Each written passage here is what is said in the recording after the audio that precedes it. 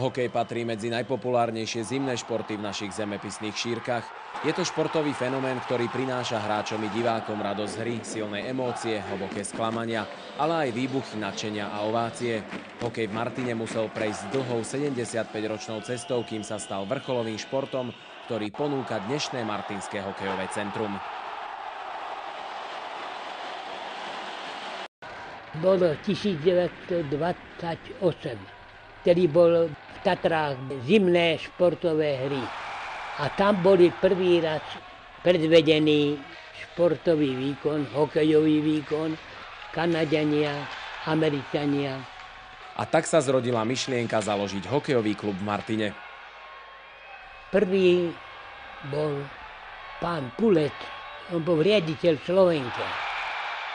Ale ten spiritus faktor, ten taký zakladateľ bol cez to všetko Lojzo Dlabaja. Prvé ihrisko bolo na gymnaziálnom dvore. V roku 1932 v mestečku s 20 000 obyvateľmi vznikol hokejový odbor pri ŠK Slovenská Slávia Turčiansky Svätý Martin a neskôr aj pri ŠK Turčiansky Svätý Martin. Ani jeden z klubov nebol ešte registrovaný, to sa už hralo na klzisku za Mešťankou, terajšou obchodnou akadémiou. Neskôr sa oba kluby zlúčili a vznikol nový klub pod názvom Slávia Turčiansky Svätý Martin. Jeho prvými hráčmi boli Švehla, Chmel, Jesenský, Jančiarik, Štajndl, Kadanka, Očkaj, Toldy a akademický maliar Bazovský. Pretože medzi nás prišiel Bazovský, tak sme mu hovorili, pán Bazovský, niektorí hovorili, majstre, nože nám urobte návrh dresov. Urobil kruh, takže to bolo také okrúhle koleso, ale nepravidelné. Rukavice sa donášali z Rakúska a z Prahy. A každý chcel mať tie tzv. Nože hokejové, ale nebolo to každému dané, aby mohol si to kúpiť. Nový klub Slávia Turčiansky Svätý Martin zohral prvé stretnutie 21. januára 1934, a to proti gymnáziu Kláštor pod Znievom, ktoré prehralo 0-6. Zachovala sa vzácna fotografia hokejistov po tomto stretnutí, medzi ktorými bol aj veľký mecenáš martinského hokeja Mesiar Galo. Ručania už začali hokej hrať, ale priateľské len. A tak sme išli do Vrútok na prvé priateľské stretnutia. Jano Jesenský, ktorý bol tzv. Dobrovoľný tréner, bezplatný. Slávia Turčiansky Svätý Martin sa stala členom hokejového zväzu a v zimnej sezóne 1934-35 obsadila 3. miesto v považskej skupine majstrovstiev Stredoslovenskej župy. Prvé medzinárodné stretnutie odohrali s hokejistami BBT Budapešť. Vo veľmi skromných podmienkach vyrástol v Martine výborný hokejista William Chmel, ktorý neskôr hrával za bratislavské kluby VS a OAP. V roku 1941 reprezentoval Slovensko v medzištátnych stretnutiach s Chorvátskom a Maďarskom. Urbanisticky neschválili, že tam sa bude stavať. No, potom sa to už muselo vypratať a preto sa išlo do Sokolovne. A potom prišla svetová vojna, tak sa hokej martinský rozpadol. Po druhej svetovej vojne nejaký čas trvalo, kým v Martine opäť ožil hokej, no už v zime 1945-46 si hokejisti urobili ľadovú plochu a tak nadviazali na predchádzajúce obdobie, ale už pod hlavičkou Sokol Martin a o rok neskôr ako ŠK Martin. Po vojne som sa vrátil už do Martina, ale to už chlapci bežali. Vilo Gombársky, Fedor Šebesta, títo chlapci, čo vtedy boli.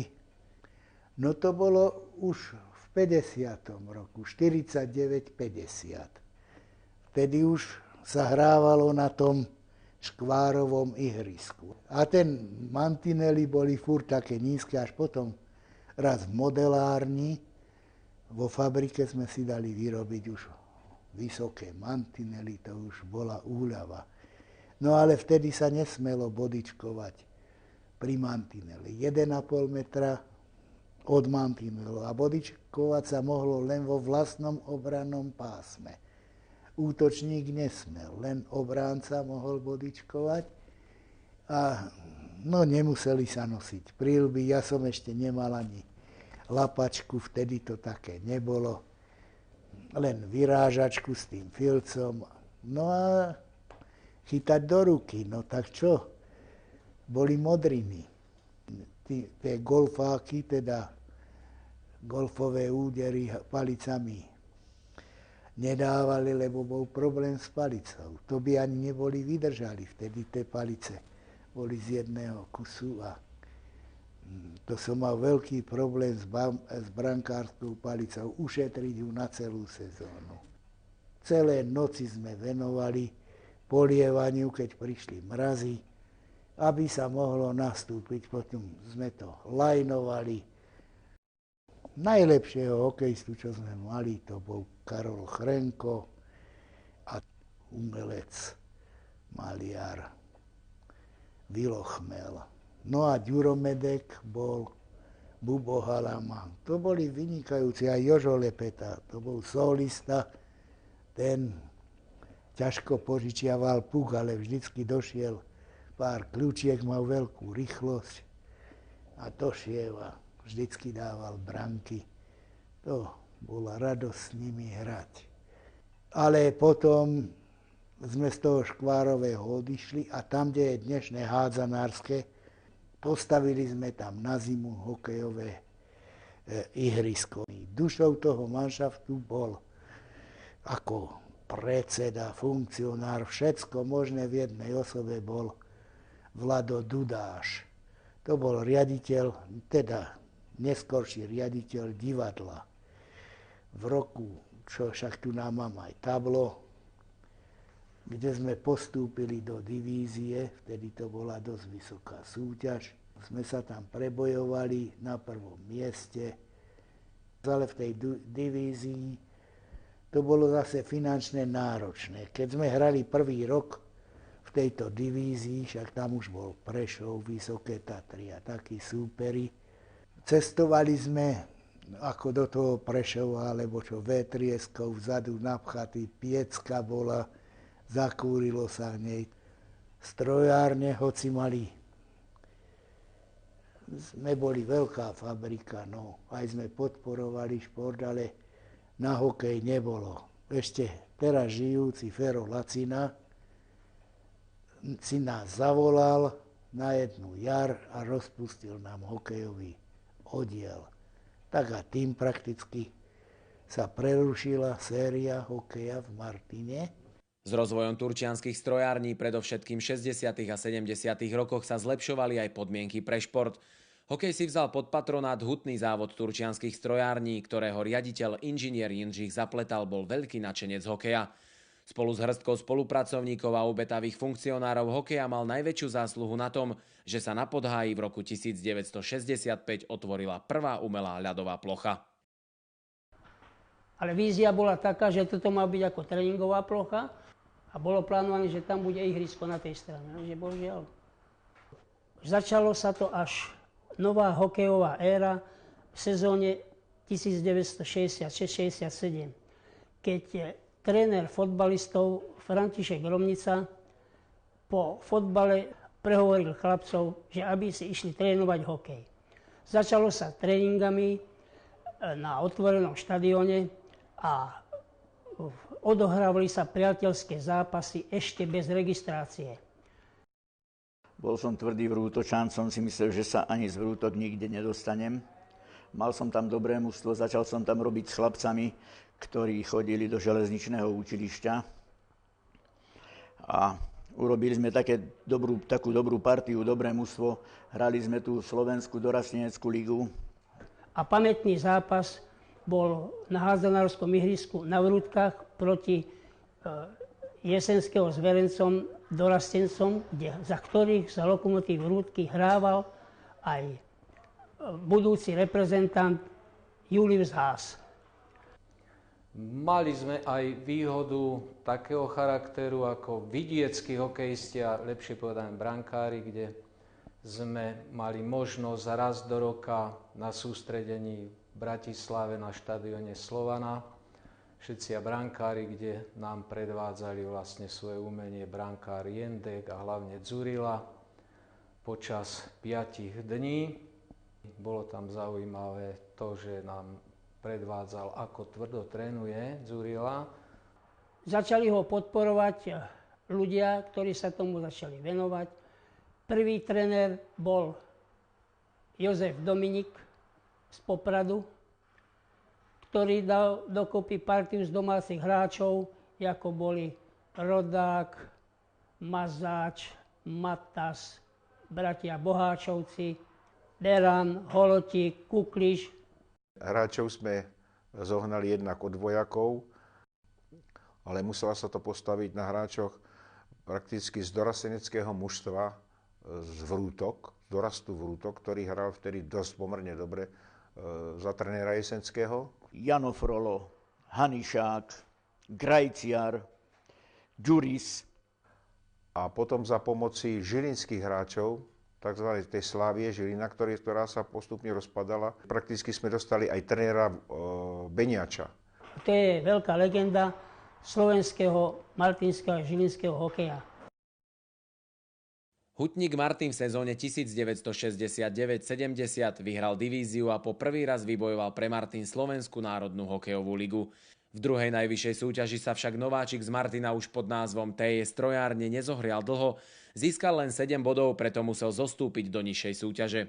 Po roku sa však martinskí hokejisti vrátili do Slovenskej národnej hokejovej ligy a odvtedy patrili k stálym účastníkom druhej najvyššej súťaže v bývalom Československu.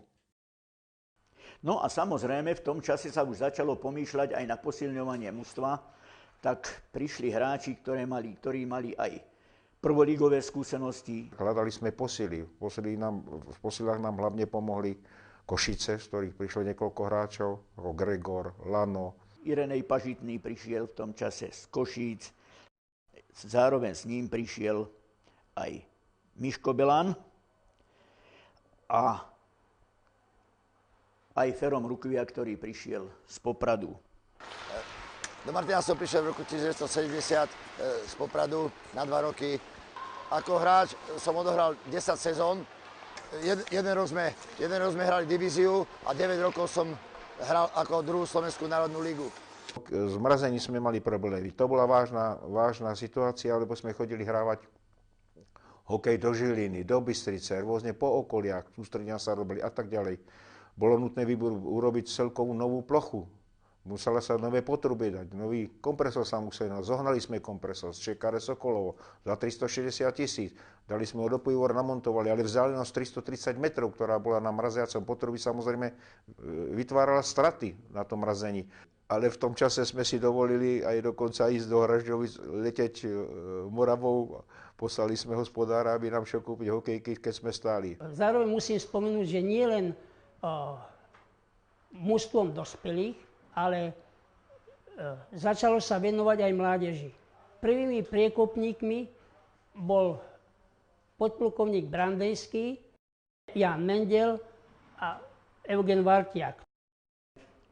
Robil som s dorastom, ktorý som prebral po Vilovi Gombarskom, ktorý na tie podmienky, ktoré tu boli, spravil vtedy s tými chlapcami veľký kus roboty. Dostal som takých hráčov, ako boli Šramelovci, Šajbenovci, Zimelovci. Nielen hokejom prebiehala výchova, ale aj školským dozorom, kde hráči museli robiť tréningový rozvrh, náplň, ako využívali voľný čas, ktorí boli kontrolovaní, známky, kto si musel zlepšiť, keď si nezlepšil, mal zakázané hrať. Prvým reprezentantom, ktorý sa vtedy ešte v Československej republike stal reprezentantom Jaroslav Markovič, ktorý hral za 18, za 20. Na dvore si zohnal chlapcov, kamarádov, ktorí mu stavali puky. 4 pletiva musel otec vymeniť, čo stále rozbil týmto tréningom túto bránu. A rarita čo nemá obdobu. Raz takú napálil, že zdvihol to ponad bránu. Našťastie nešiel nikto okolo. Naproti do rodinného domu trafil cez izbu, cez chodbu, do kuchyne, do kredenca, do cukru, padol puk. A otec mal starosti vysvetľovať a zaplatiť rozbité sklá, čo syn tak poctivo trénoval. Úplne systematická práca hokejová by sa dala nazvať tá, kedy do Martina prišiel tréner Vojtaš.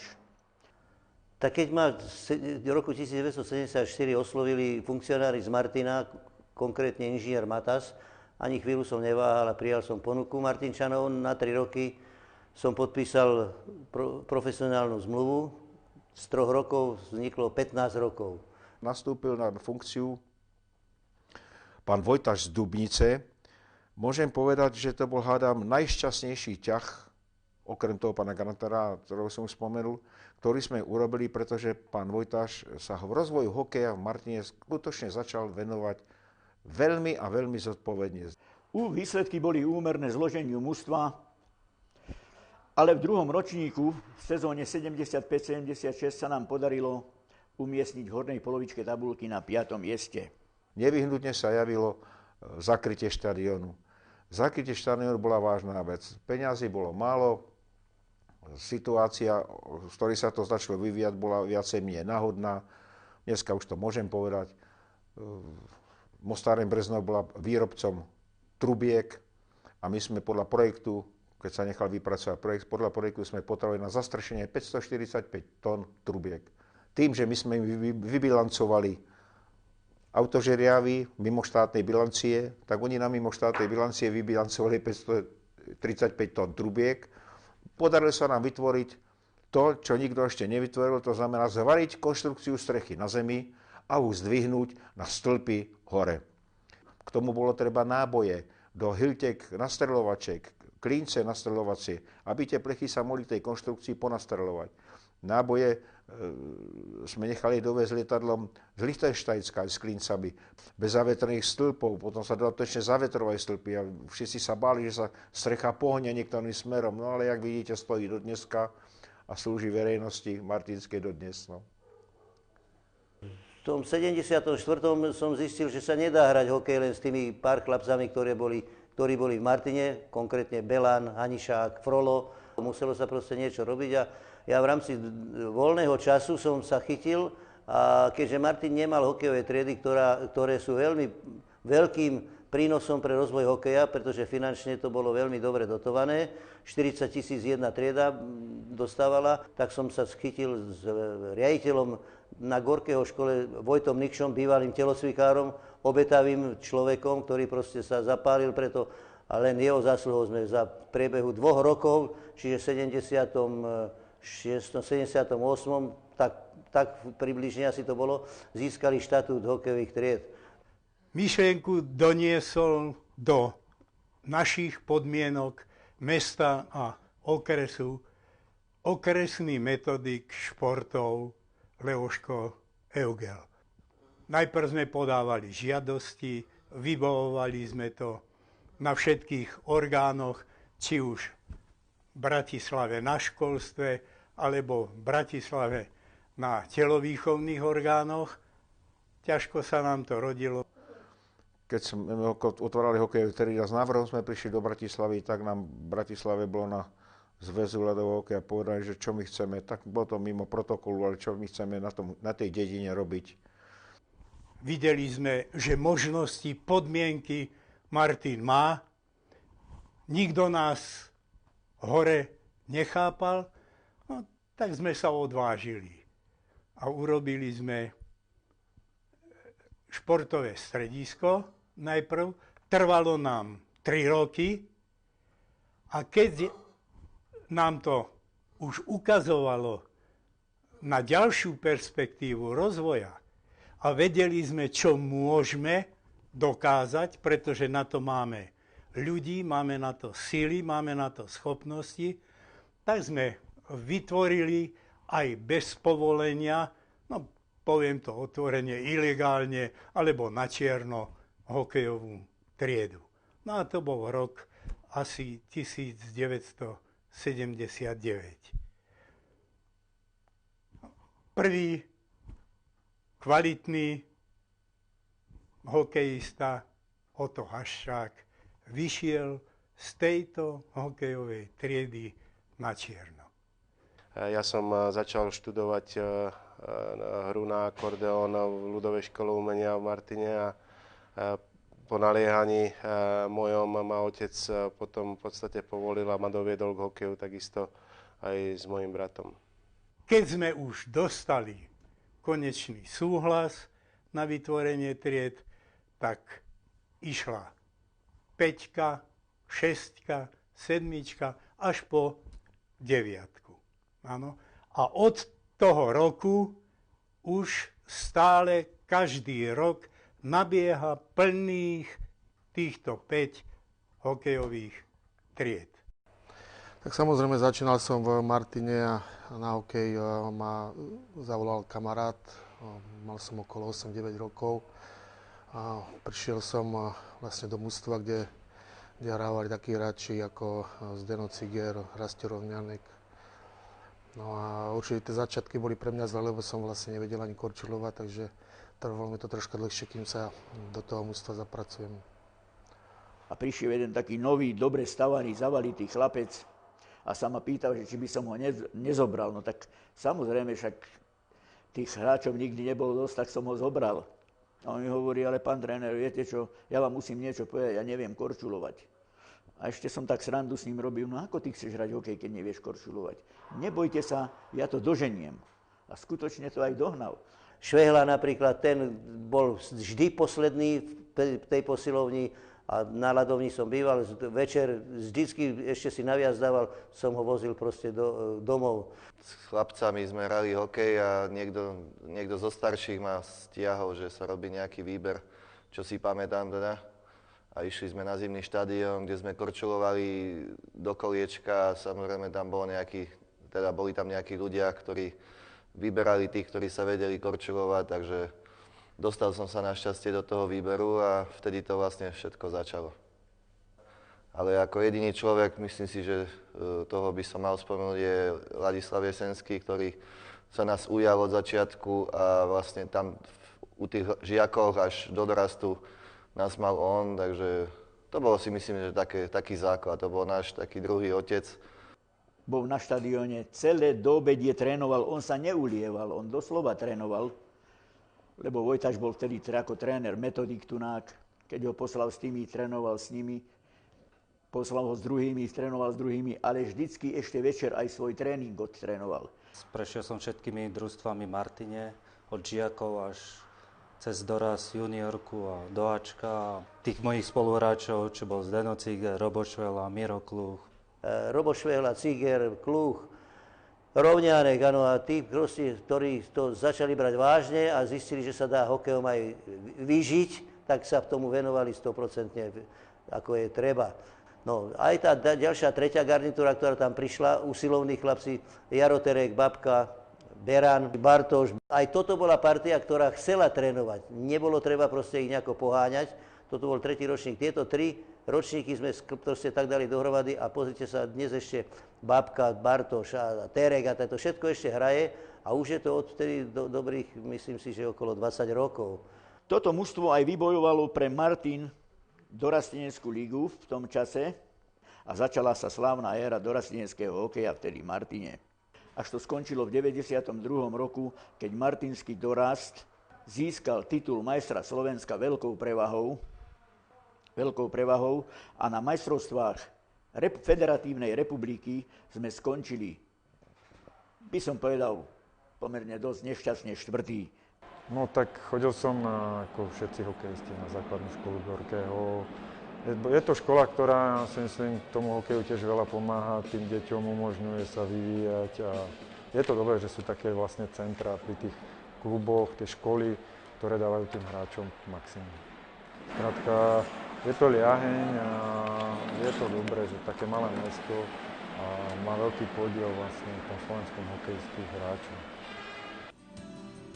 Najväčší úspech martinského hokeja prišiel v premiérovom ročníku Slovenskej extraligy. Partia okolo talentovaného Petra Bartoša a skúseného Karola Ondrejčku získala pod vedením súčasnej trénerskej dvojice Hedi Frolo bronzové medaily. V súboj o bronz Martin zdolal bratislavský Slovan. K najlepším sezónam patrili ročníky 1995-96 a 1996-97, keď pod vedením Františka Hosu skončili po dlhodobej časti na 3. mieste. V play-off vždy stroskotali na Dukle Trenčín a tak celkovo obsadili 4. miesto. V prvých 4 ročníkoch Extraligy hral Martin 3-krát v semifinále, no na cenný kov si už Martinčania po druhýkrát nesiali. Naopak v lete 98 prišla kríza, odišli skúsení hráči a v 99.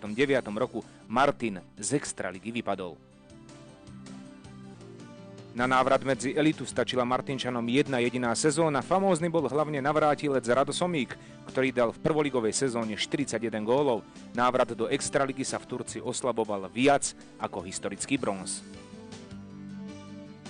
Významnou udalosťou pre ďalší rozvoj hokeja v Martine bolo prevzatie zimného štadióna do správy majetku mesto Martin v roku 2000. Vtedy sa aj transformoval klub na MHC. Dlhodobá práca s mládežou priniesla svoje ovocie v podobe titulov juniorských majstrov Slovenska v ročníkoch 2001, 2002 a 2002-2003. Riabikín, Pafi, môžeš dopredu, Žigo pod ľavou má Vondru. Tyška, gól! Dávame gól!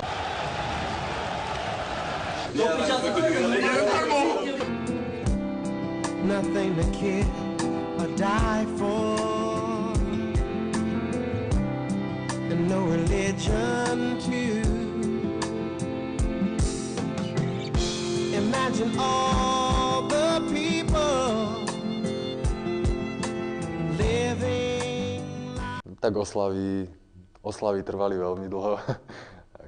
Myslím si, že bolo to prvé víťazstvo, prvé zlato pre Slovensko, tak celkovo tá cesta domov, ten príjazd domov, ako to privítanie fanúšikov, myslím si, že to ostane v človeku na celý život. Proste to boli momenty, kedy človek fakt má taký zmysel celej tej svojej práce. Ešte zostávalo neviem, 90 sekúnd alebo 120 sekúnd do konca zápasu a to boli najhoršie chvíle, najťažšie chvíle v mojom živote. Sme robili vláčik, sme po štvornožky išli a držali sme sa, každý sa držal nôh a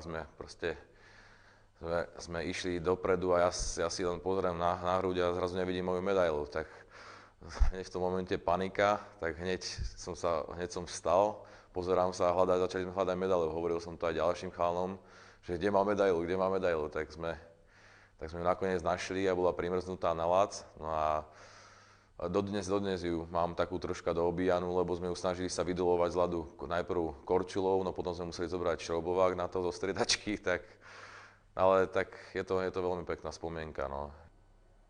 Martinský hokejový klub akciová spoločnosť sme založili v roku 2004. Tedajšia situácia klubu bola veľmi zlá a Martinský hokejový klub v tom období vypadol z Extraligy a dostal sa do krízy, kedy spoločne s akcionármi sme prevzali klub a založili novú akciovú spoločnosť. Ciele tejto spoločnosti za aktívnej účasti všetkých akcionárov boli jednoznačne stanovené postaviť seriózny klub na vzostupnej tendencii a dostať sa do Extraligy samozrejme a hrať tam dôstojnú úlohu. V prvej polovici tohto 10-ročia sa začalo hokeju v Martine blízkať na lepšie časy. A to najmä zásluhou mesta a pod vedením prezidenta MHC Jaroslava Ziga, kedy sa uskutočnila rozsiahla rekonštrukcia zimného štadióna. Akciová spoločnosť MHC priviedla k hokeju ďalších sponzorov. Hokejové mužstvo sa začalo budovať s perspektívou do ďalších rokov. Do Martina sa vrátili viacerí odchovanci na čele s Terekom a Beranom. V súčasnosti sa hráči tešia fantastickej podpore fanklubu a výbornej diváckej kulise. Pod taktovkou trénerskej dvojice Spišiak Brusil sa martinský hokej vrátil na pozície, ktoré mu patrili pred časom. Dnes je najúspešnejším športom v Turcii.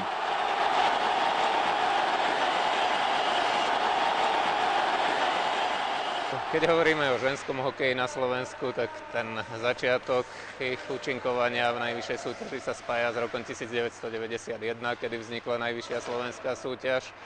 Martinčanky ako také začali písať svoju históriu 2 sezóny po vzniku ženského hokeja slovenského, čiže v roku 1993. Samozrejme v tých začiatkoch to nebolo jednoduché, učili sa aj ich výsledky, hovorili samé za seba. Postupom času sa ich výkonnosť stabilizovala, zvýšila a výsledkom toho bola strieborná medaila, ktorú dosiahli v sezóne 1995-96. Rok predtým takisto získali striebro a prvý vrchol prišiel v sezóne 1997, kedy získali prvý titul majsteriek Slovenska. Vtedy ešte pod hlavičkou HK Medokyš Turčianske Teplice. Podali sme im pomocnú ruku, pripravili sme im tu nadštandardné podmienky a výsledkom toho je tých 9 titulov. Dovolte aj mne, teda, aby som sa pri príležitosti 75. výročia založenia hokeja v Martine v prvom rade poďakoval tým ľuďom, ktorí sa pričinili o založenie hokeja a vznik hokeja v Martine, ale kontinuálne aj ďalším, tým všetkým funkcionárom, hráčom. Naša akciová spoločnosť vlastne bude mať len 4 roky. 3 roky pôsobíme s prvým ústvom v Extralige a myslím si, že ten hokej, ktorý podávame našim divákom, je veľmi zaujímavý a atraktívny. Vždycky sa snažíme a budeme sa snažiť robiť systematicky a to samozrejme platí aj pri práci s mládežou. Chcel by som poďakovať vedeniu MHC Martin, poďakovať všetkým ľuďom, všetkým rodičom, ktorí okolo hokeja v Martine chodia a vysloviť presvedčenie, že ten zostup, ktorý tu je a ten trend, ktorý sme nasadili povedzme pred 3 alebo 4 rokmi, bude napredovať a bude sa hovoriť o Martine ako o nejakej jednej z hokejových bašt na Slovensku. Tak to bola veľká radosť. Som rád, že sme urobili kus dobrej veci so všetkými týmito ľuďmi, ktorí okolo toho pracovali, že sme zanechali za sebou niečo, čo ľudí ťahá, čo ľudia majú rádi. Nasvedčujú tomu dneska to, že Martin žije prakticky s hokejom celý. To si vážim a to je to najcennejšie, čo sme mohli my v našom živote pre hokej urobiť.